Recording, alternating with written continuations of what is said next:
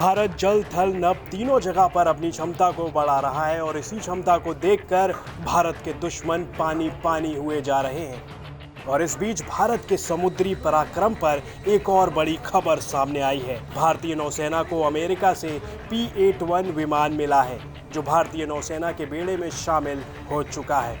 ये एक anti submarine aircraft है जो दुश्मन की नौसेना पर निगरानी रखता है।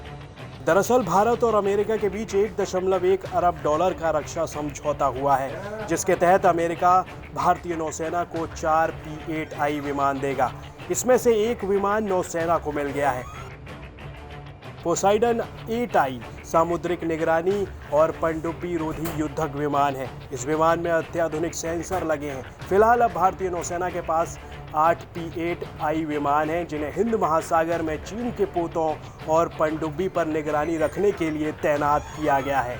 बताते चलें कि रक्षा मंत्रालय ने साल 2016 में 4 और ऐसे विमानों की खरीद का ऑर्डर दिया था।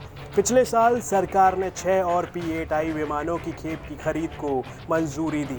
P-8I विमान लंबी दूरी का एंटी सबमरीन एयरक्राफ्ट है। इसके भारतीय नौसेना में शामिल होने से हिंद महासागर में भारत की ताकत में 2 गुना इजाफा होगा। जरूरत पड़ने पर इन अत्याधुनिक विमानों को चीनी सीमा पर लद्दाख और पूर्वोत्तर में भेजा जाता है। P-8I विमानों में मैग्नेटिक अनोमली डिटेक्शन सिस्टम लगा है, जो पानी के अंदर छिपी पनडुब्बियों को खोज निकालता है। इसके अलावा P-8 में ऐसे रडार लगे हैं जो लंबी दूरी तक नजर रखने और जासूसी करने में सक्षम है। इस विमान की स्पीड 789 किलोमीटर प्रति घंटा है और ऑपरेशनल रेंज 1200 मील है। ये करीब 40,000 फुट की ऊंचाई पर उड़ान भरता है।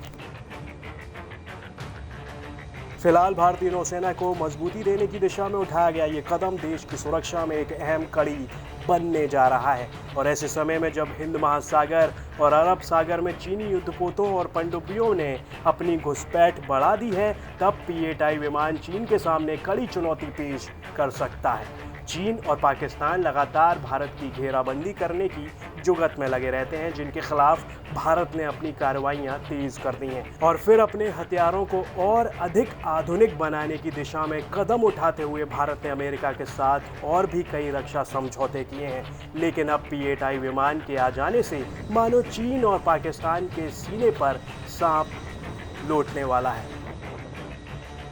ब्यूरो रिपोर्ट, भारत तक।